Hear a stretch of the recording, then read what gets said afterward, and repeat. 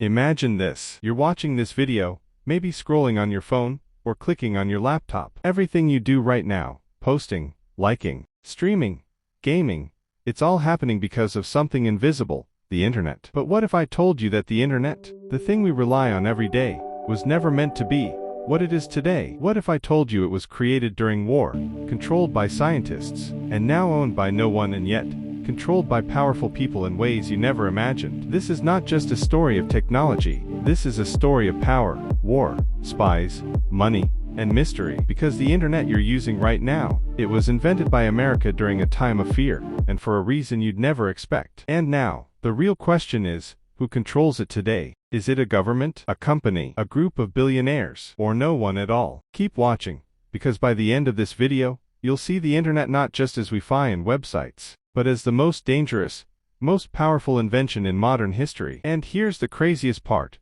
It was almost deleted before it even began. Let's rewind. The year is 1957. The Cold War is heating up, and the Soviet Union just launched Sputnik, the first satellite ever to orbit Earth. America was shocked, humiliated, and scared. What if the Soviets could attack from space? So, the U.S. government created a special agency called ARPA, Advanced Research Projects Agency. Their job: make sure America never falls behind in science or tech again. But ARPA wasn't just building weapons, they were planning communication. Because what if the Soviets attacked and destroyed telephone lines? How would the U.S. fight back? That's when a brilliant idea was born.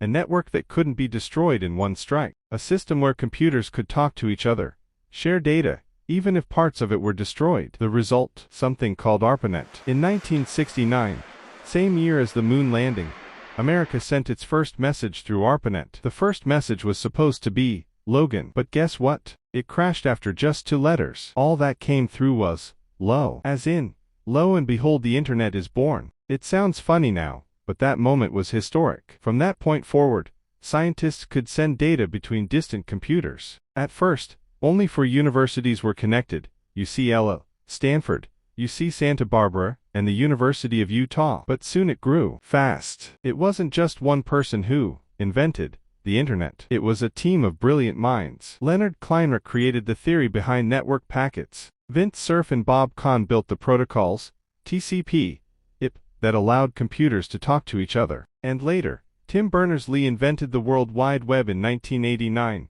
turning the internet into the thing you use today with links and browsers. So yes, America invented it, but not in one lab or one night. It took decades of effort, and millions of dollars, and it was all government funded.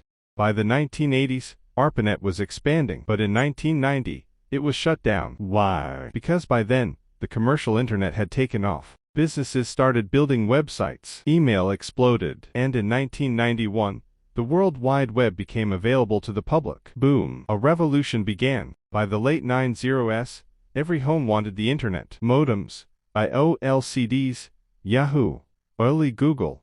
It all began here. America had created it. But soon, it became global. And that leads us to a big question. Who owns the internet today? The short answer: no one owns the internet. But many control it. Let me explain. The internet is not a single machine. It's a massive network of servers, cables, satellites, and devices, owned by companies, governments, and nonprofits. Here's how it works. The infrastructure: cables on the ocean floor, mostly owned by companies like Google, Meta, and Microsoft. Data centers, owned by Amazon, Google, Apple, etc. The rules: the internet's language, protocols like TCP, IP, are maintained by IETF and ICON, international groups that keep the system running. The access: your access comes from internet providers like Comcast, AT&T, or in other countries, different names. The power players: companies like Google, Meta, Facebook, Amazon.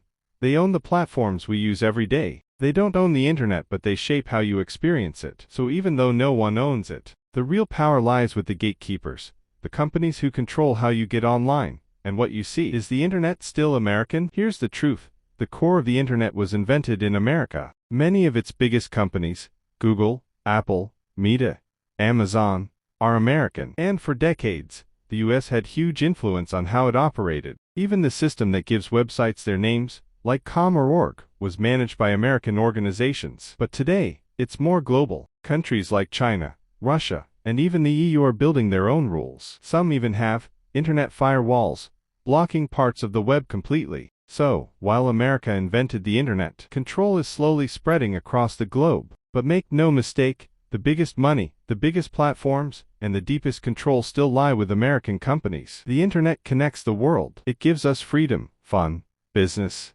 knowledge. But here's the dark side: privacy is disappearing. Fake news spreads fast. Giant tech companies know everything about you. Governments can track or block people anytime. The internet is powerful, but like any tool, it depends on who's using it. So yes, it was a genius invention. But now, we must ask, who watches the watchers? Now that you know who built the internet and who owns it, what do you think? Do we control the internet, or does it control us? Because while America may have invented it, the internet now belongs to the whole world. And its future. That's up to us. Like this video if you learned something new. Subscribe for more powerful truths you've never heard in school. And comment below, should anyone own the internet?